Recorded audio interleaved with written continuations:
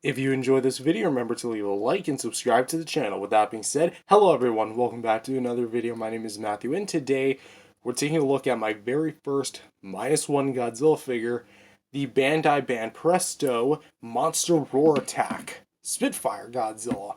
So, basically, just for a bit of backstory, I was not planning to pick this up. I thought it was cool, I liked it, but it just wasn't my thing because it's a statue and I'm not really a statue guy. I like action figures, not really statues. However, that wasn't until I found this guy at my comic book store, which actually had this guy, and I was trying to get either a Funko Pop or a -1 figure because I didn't really have any -1. And even though they didn't have any of the Bandai vinyls, well, they had some of the Bandai vinyls like Destroya and Gearus, and I think there was also Gigan there as well. But they also had this guy, which, pleasantly enough, I was not anticipating this there, but it was there. There was also some of the 2021 Godzillas. And I thought, why not? It's within my budget, so I picked it up and, went home a happy camper the other day. So, we're going to be reviewing this guy, and just to let people know, this is going to be a bit of a different type of figure. So, again, no articulation, but let's just get started with it. So first off, we're going to start with the sculpt and paint, which is going to be actually, for the most part, really good. But for the most part, I say, because there are a few duds which I would like to address here. For the first part, it's going to be the head. I'm not really a fan of the way the head is molded. From the front, it looks fantastic. And I definitely like how menacing it looks, especially like the blue eyes and the blue paint and the mouth, and it looks good. The side profile, in my opinion, just looks a little off. I feel like the bottom jaw is a bit too thick, and the snout is a bit too short. If it was a bit elongated, like how it was in the movie, plus the bottom jaw not so thick like how it is here, I think that would look much better. But personally, it's fine. It's a bit of a dud minorly, but it's alright. Again, kind of glossy blue paint. It's very reminiscent of the 2021 SH Monster Arts Godzilla, if you own that. And then we have like some more of the dry brushing and the details going on down. We have like the wavy patterns, kind of like things that look like gills. I think those are gills, maybe not. But we have more of those scaly patterns which go from the body all brushed in like brown and black, almost like the Funko Pop GVK Godzilla. Except here it's obviously cranked up to premium, not just a little tiny statue, which ironically both are technically statues. Claw paint and sculpt is actually really well done, and I like how very anorexic it looks. Very creepy. It's just, again, it matches the movie so well. Then here we have some more like the bumps and crevices. Godzilla Minus One had a very certain type of detail pattern to him, which I'm glad that it's represented here on the figure as well. We have some like elbow spikes here and here. Kind of wish they were highlighted a bit more. Maybe like a bit of a lighter color scheme. But again, it's fine. Again, going back to this claw paint, looks rather swell. I like it a lot. Very dirty, very crummy. Well, crummy in that it just looks very dusty and such. But we get some more like the scaling patterns on the legs, which are probably the most well done part about it. Like it looks very natural yet unnatural at the same time. I don't know really how to explain it. But then we kind of get like more of those like details going through, and then you kind of get some like on the chest and the shoulder pads as well.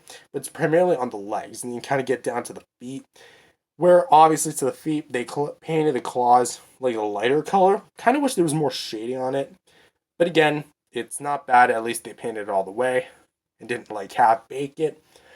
And for the tail itself, very small, I'll say. A little too small for my liking. Maybe it was a bit longer.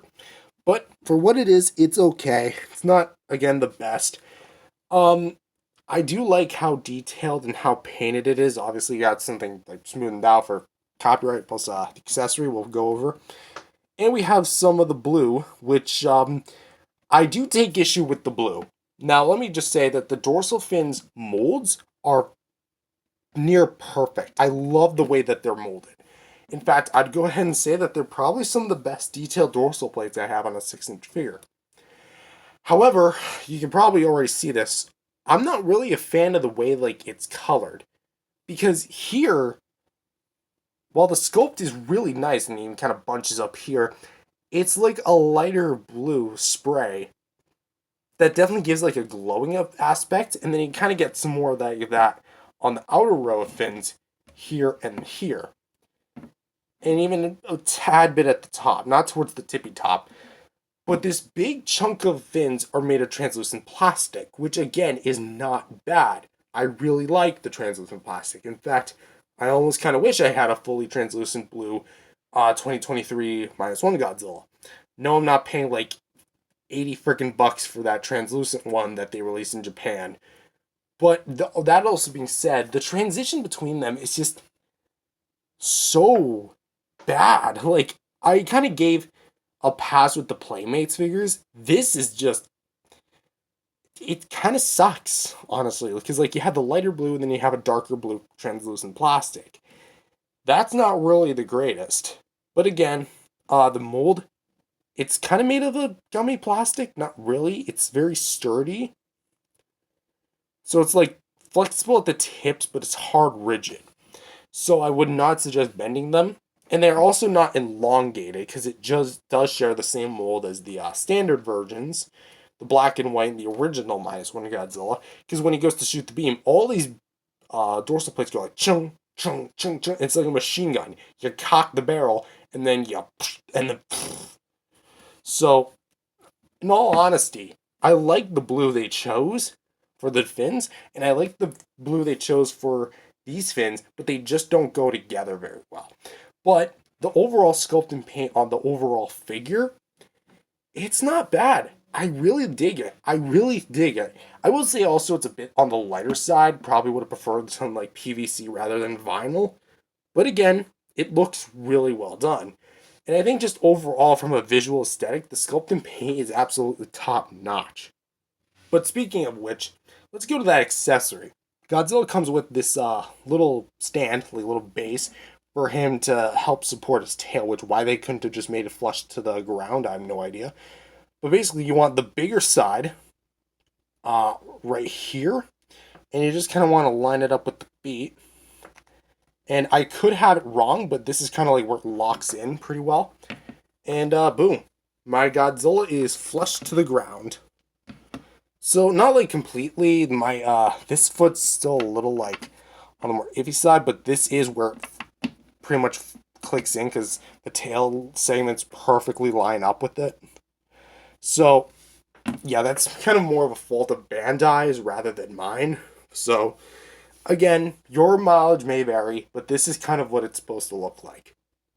And for some size comparisons, here he is next to his predecessor, Shin Godzilla, which we have the Bandai MMS Godzilla 2016 and the Playmates Toho series Godzilla 2016 from Shin Godzilla. And as you can kind of see, having like another Bandai Japan figure, obviously like I own quite a few now, but it's amazing to see like even though they're like completely different lines, I was in fact intending to get the MMS Minus One Godzilla, but instead I got this. Again, I'm not being ungrateful. I'm totally fine with it. And here he is with another Playmates figure, the Godzilla Evolved from Godzilla Kong the New Empire. And as you can see, they actually go really well color-wise because they have the translucent plastic and they have like the sprayed on paint for the tails and of course the extra fins.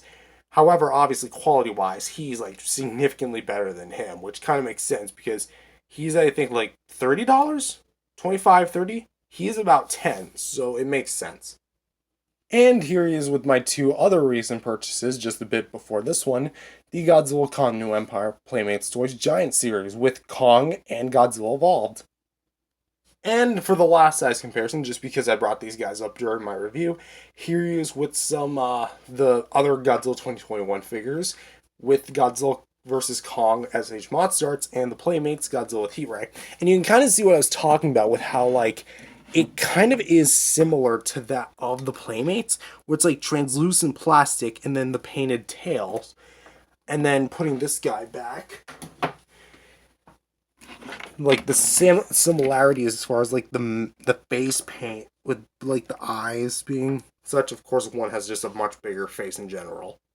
Overall, I definitely think that for my first minus one figure, this is really good. And even though it's not like my personal cup of tea, nor am I planning to collect the entire the Monster Roar attack line, I think that this is still really great.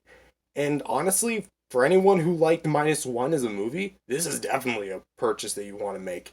But with that being said, thank you guys for watching. If you guys like, definitely subscribe to the channel, leave a like, and I'll see you guys next time. Peace out, everyone.